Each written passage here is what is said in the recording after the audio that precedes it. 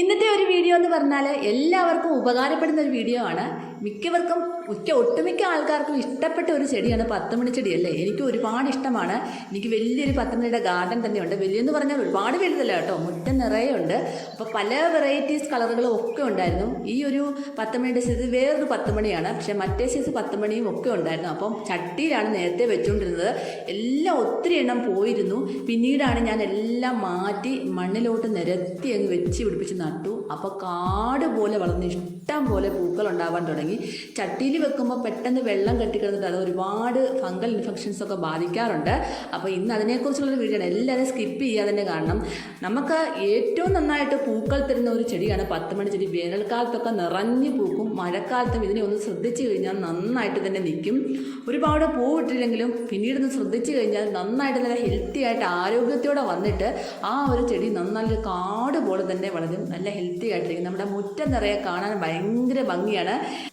മണ്ണിലാണ് 10 മണി ചെടി നടുന്നതെങ്കിൽ ചാണകപ്പൊടിയും എല്ലുപൊടിയും വേപ്പിൻ പിണ്ണാക്കും കുറച്ച് കുമ്മായം കൂടി മണ്ണിൽ ട്രീറ്റ് ചെയ്ത് ഒരാഴ്ച കഴിഞ്ഞതിന് ശേഷം നട്ടുപിടിപ്പിച്ചാൽ ഈ ഒരു 10 മണി ചെടി കാട് പോലെ വളർന്നതായിരിക്കും. നല്ല ഹെൽത്തി ആയിട്ട് ഒരുപാട് മൊട്ടുകളും പൂക്കളും നിറഞ്ഞു തന്നെ വളരും.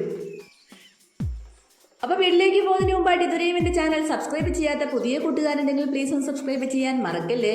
വീഡിയോ ഇഷ്ടമായെങ്കിൽ ഒരു കുഞ്ഞു ലൈക്ക് തരാനും മറന്നുപോലെ കേട്ടോ. നമ്മുടെ 10 മണി ചെടി സർക്കുലർ വിഭാഗത്തിൽപ്പെട്ടൊരു ചെടി ആയതുകൊണ്ട് തന്നെ 10 മണി ചെടിക്ക് നല്ല സംരക്ഷണം വേണം. വേനൽക്കാലത്ത് ഇതിന് ധാരാളം വളങ്ങൾ ആവശ്യമാണ്. എന്നാൽ മഴക്കാലം തുടങ്ങുമ്പോൾ വളങ്ങൾ കൊടുക്കുകയേ ചെയ്യരുത്. മഴക്കാലം തുടങ്ങുമ്പോൾ നമ്മൾ വളം കൊടുത്തു കഴിഞ്ഞാൽ പെട്ടെന്ന് ഇതിൻ്റെ തണ്ടുകളൊക്കെ ചീഞ്ഞു പോകാനുള്ള സാധ്യത കൂടുതലാണ്. അതുപോലെ തന്നെ ലിക്വിഡ് ഫെർട്ടിലൈസറും കാര്യങ്ങളും ഒക്കെ കൊടുത്തു കഴിഞ്ഞാൽ ഇതിന് വെള്ളം കെട്ടിക്കിടന്നിട്ട് ഇത് ഒരുപാട് ഇൻഫെക്ഷൻസ് വരും. അതുപോലെ തന്നെ മീലി ബഗ്സ് പോലുള്ള സാധനങ്ങൾ, ജീവികൾ ഒക്കെ ഇതിനെ പറ്റി പിടിച്ചിട്ട് ഈ ചെടി നശിച്ചു പോകുന്നതായിരിക്കും കേട്ടോ. 10 മണി ചെടി ചട്ടിയിലാണ് വെക്കുന്നതെങ്കിൽ അതിന് മണ്ണും കുറച്ച് മണലും കുറച്ച് ചകിരിച്ചോറും അതുപോലെ എല്ലുപൊടിയും കൂടെ കൂട്ടി മിക്സ് ചെയ്തതിന് ശേഷം നടുന്നതാണ് ഏറ്റവും നല്ലത്. ചാണകപ്പൊടി ചട്ടിയിൽ വെക്കുന്ന 10 മണി ചെടികൾക്ക് ഉപയോഗിക്കാതിരിക്കുന്നതാണ് നല്ലത്. കാരണം ചാണകപ്പൊടി ഇടുമ്പോൾ പെട്ടെന്ന് പുല്ലുകൾ കിളിർത്തു വരും. അതുകൊണ്ട് തന്നെ ആ വളങ്ങളെല്ലാം പുല്ലുകൾ പിടിച്ചെടുത്തിട്ട് നമ്മുടെ ഈ 10 മണി ചെടി മുരടിച്ചു പോകുന്നതായിരിക്കും.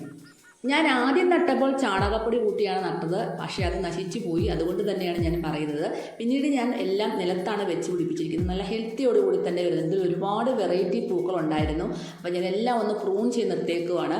അപ്പോൾ പ്രൂൺ ചെയ്ത് നിർത്തുന്നത് കൊണ്ട് തന്നെ നമ്മുടെ ചെടികൾ നല്ല ആരോഗ്യമുള്ള തണ്ടുകളും നല്ല ഹെൽത്തി ആയിട്ട് ഒരുപാട് ബ്രാഞ്ചസ് ഉണ്ടായിട്ട് ഒരുപാട് മൊട്ടുകളും പൂക്കളും ഉണ്ടാകാൻ സഹായിക്കുന്നു.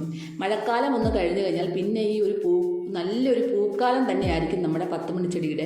പിന്നെ നമ്മുടെ ചട്ടിയിലൊക്കെ വെള്ളം കെട്ടിക്കിടന്നു കഴിഞ്ഞാൽ ഇതുപോലെ നമ്മളൊരു കമ്പിയിട്ട് ചട്ടിയുടെ ഏറ്റവും എത്തത്തക്ക രീതിയിലൊന്ന് കുത്തി കൊടുക്കണം. എന്നാൽ ആ വെള്ളം കെട്ടിക്കിടക്കാതിരിക്കും. അങ്ങനെ കെട്ടിക്കിടന്നു കഴിഞ്ഞാൽ നമ്മുടെ ആ ചെടി വളരത്തില്ല, മുരടിച്ച് പോകും, തണ്ടുകളൊക്കെ ചീഞ്ഞു പോകും, ഫംഗൽ ഇൻഫെക്ഷൻസ് ഒക്കെ ബാധിക്കും. അതുപോലെ തന്നെ മീലി ബഗ്സ് പോലത്തെ ഉള്ള ആ ഒരു ഫംഗലുകളൊക്കെ ബാധിച്ചിട്ട് നമ്മുടെ ചെടി മുരടിച്ചും നശിച്ചും പോകുന്നതായിരിക്കും. ഇതുപോലെ നന്നായിട്ട് രീതിയിലൊന്ന് പ്രൂൺ ചെയ്ത് കൊടുക്കണം. നമ്മൾ പൂക്കൾ കണ്ടിട്ട് സന്തോഷിച്ച് നിൽക്കുമ്പോഴും അയ്യോ പൂക്കൾ വെട്ടിവിടുന്നത് സങ്കടപ്പെടുന്നതിനും കാര്യമില്ല. ഇങ്ങനെ വെട്ടി നിർത്തിയാൽ മാത്രമേ നമുക്ക് അടുത്ത പ്രാവശ്യം ഇഷ്ടം പോലെ പൂക്കൾ ഉണ്ടാവത്തുള്ളൂ.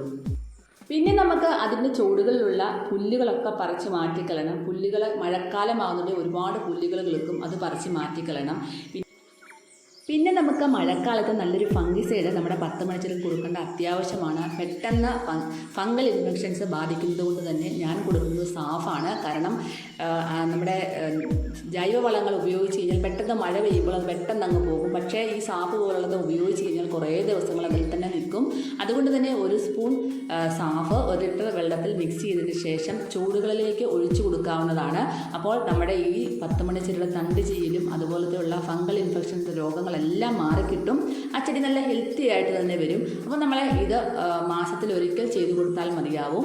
മഴക്കാലം തീർന്നു കഴിഞ്ഞാൽ പിന്നെ അത് കൊടുക്കേണ്ട ആവശ്യമില്ല. മഴക്കാലത്ത് ഒരു വളവും നമ്മുടെ 10 മണി ചെടിക്ക് കൊടുക്കേണ്ട ഒരു ആവശ്യവുമില്ല. വേനൽക്കാലം തുടങ്ങുന്നതിന് തൊട്ട് മുമ്പ് നമ്മൾ ഇതുപോലെ നല്ല വളങ്ങൾ കൊടുത്ത് നിർത്തുക. അപ്പോൾ തന്നെ നമ്മുടെ 10 മണി ചെടികൾ നിറഞ്ഞു പൂക്കുന്നതായിരിക്കും. ദിവസവും പൂക്കൾ തരുന്ന ഒരു ചെടിയാണ് 10 മണി ചെടി. ഏറ്റവും നല്ലപോലെ വെയിലത്ത് വെക്കേണ്ട ഒരു ചെടിയാണ്. ഇത് തണലത്തേക്ക് മാറ്റി മാറ്റി വെച്ചാൽ പൂക്കൾ ഉണ്ടാവത്തില്ല. വെയിലത്ത് തന്നെ വെക്കണം. ചട്ടിയിലാണെങ്കിലും അതുപോലെ തന്നെ നിലത്ത് വെക്കുന്ന ചെടിയാണെങ്കിലും ഒക്കെ നല്ല വെയിലുള്ള സ്ഥലത്ത് മാത്രമേ 10 മണി ചെടി വെച്ച് പിടിപ്പിക്കാവുള്ളൂ. എന്നാൽ മാത്രമേ നിറയെ പൂക്കൾ ഉണ്ടാവത്തുള്ളൂ. അതുപോലെ തന്നെ നമുക്ക് വേനൽക്കാലത്ത് കൊടുക്കാൻ പറ്റിയ വളങ്ങളാണ് പഴത്തൊലി ഇട്ട വെള്ളത്തിൽ കുതിർത്തിട്ട തേയില വെള്ളത്തിനകത്ത് പഴത്തൊലി കുതിർത്തിട്ട വെള്ളം 1 ലിറ്റർ വെള്ളത്തിൽ ഡയലൂട്ട് ചെയ്തതിന് ശേഷം നമ്മുടെ 10 മണി ചെടിക്ക് വേനൽക്കാലം തുടങ്ങുമ്പോഴത്തേനും ഒഴിച്ചു കൊടുത്താൽ വളരെ നന്നായിരിക്കും. പെട്ടെന്ന് പൂക്കളുണ്ടാവുന്ന ഒരു വളമാണിത്. ഒരുപാട് വെള്ളം കെട്ടിക്കിടന്ന ചെടി ചീഞ്ഞു പോകുമെന്ന് തോന്നിയാൽ ഒന്ന് റീപോർട്ട് ചെയ്യുക. കുറച്ച് മണ്ണ് അടിയിലത്തെ ഒന്ന് മാറ്റിയിട്ട് വേറൊരു മണ്ണിലേക്ക് റീപോർട്ട് ചെയ്ത് കഴിഞ്ഞാൽ ആ ചെടി നല്ല ഹെൽത്തി ആയിട്ട് വരും. അതുപോലെ തന്നെ നല്ല വെയിലത്ത് തന്നെ വെക്കുക. മഴയാണെന്ന് പറഞ്ഞിട്ട് ഷെയ്ഡിലോട്ടൊന്നും മാറ്റി വെക്കണ്ട.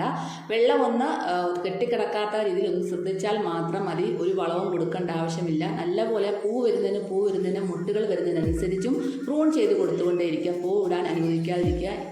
ഇതെല്ലാവരും ഒന്ന് ചെയ്തു നോക്കാൻ മറക്കല്ലേ. നിങ്ങൾക്ക് നല്ല റിസൾട്ട് കിട്ടുന്നതായിരിക്കും. അടുത്തൊരു വീഡിയോ ആയിട്ട് കാണുന്നത് നമ്മുടെ എല്ലാ കൂട്ടുകാർക്കും ബൈ ബൈ.